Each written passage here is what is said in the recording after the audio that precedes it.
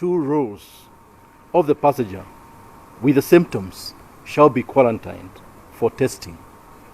If they test negative for COVID-19, they shall be allowed to leave the airport. If they test positive, they shall be quarantined in accordance with the Ministry of Health guidelines. A number of airlines, I would like to report, have confirmed that they will resume providing local air passenger transport services to various destinations across Kenya once the airspace is opened on the 15th of July, 2020.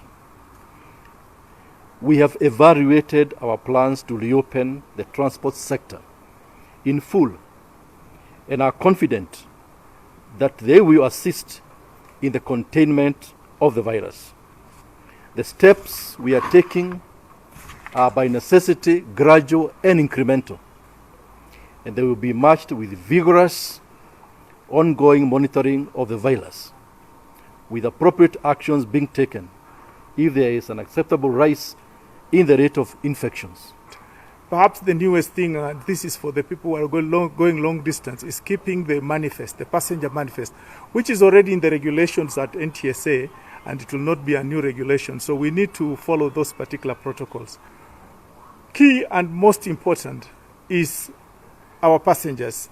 Please do not stigmatize our passengers when they are driving by getting somewhere and saying, we uko na corona, toka kwa gari yangu. We do not want to hear those things. We want to hear people handled properly. The county government has agreed that they're going to put dedicated areas where we can seclude those people along the routes, and we are hoping that that will be put in place. The President said the other day, it is for all of us really to take charge. And in our sector, we implore more so to the leaders of the circles and the companies that oversee that all the vehicles are really compliant, that all the vehicles really are disinfected, and there are sanitizers and washing places.